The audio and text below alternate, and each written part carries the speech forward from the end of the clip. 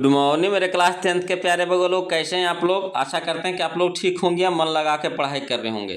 तो बगो लोग आज हम लोग देखने वाले हैं, है ना, भी ऑब्जेक्टिव बगो लोग हिंदी गोधूली भाग 2 गद्य खंड की चैप्टर नंबर 12 बगो लोग, जिसका नाम है मेरे बिना तुम प्रभु। आज हम लोग इसी का भी ऑब्जेक्टिव देखने वाले हैं बगो लोग। परीक्षा के हिसाब से यह बहुत ही इंपॉर्टेंट चैप्टर है बोलो।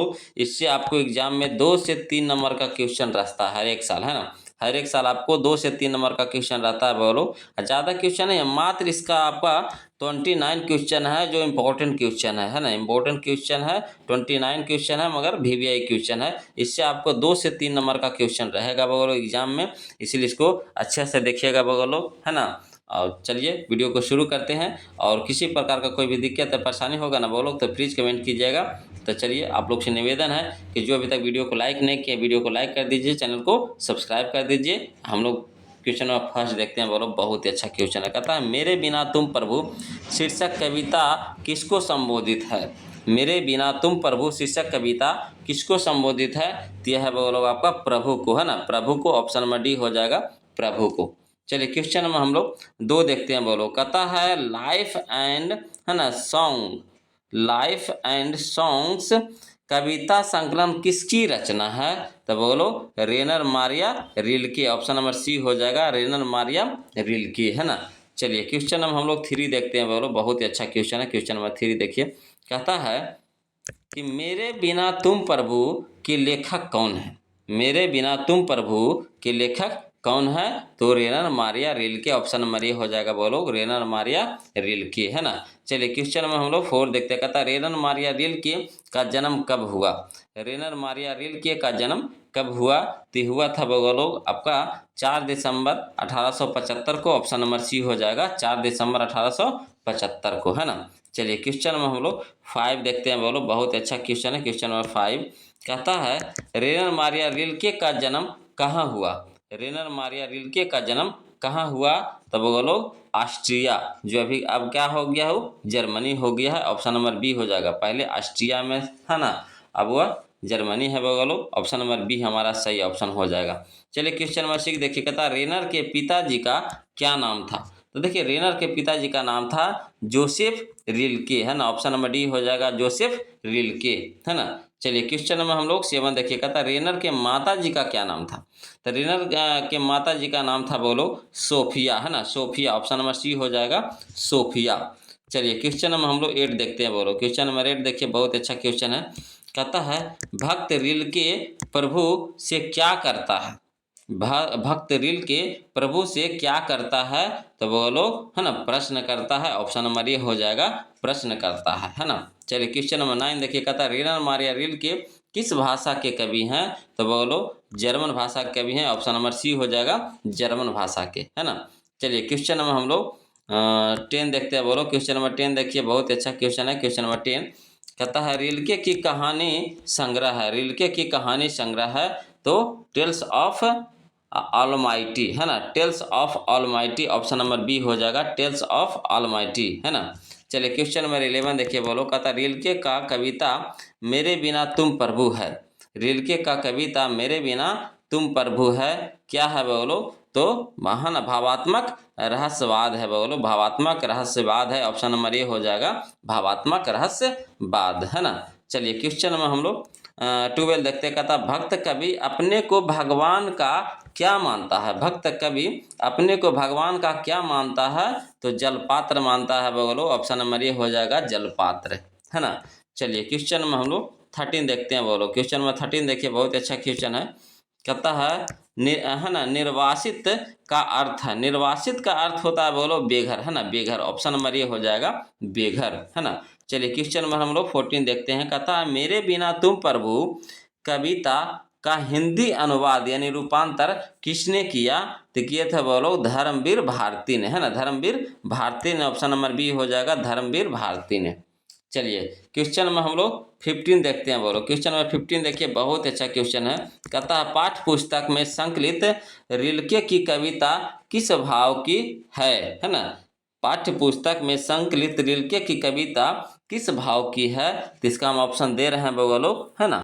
ये रहा बोलो इसका ऑप्शन, बताइए इसका सही ऑप्शन कौन सा होगा। तो इसका सही ऑप्शन है हमारा ऑप्शन नंबर सी हो जाएगा, भक्ति, है ना।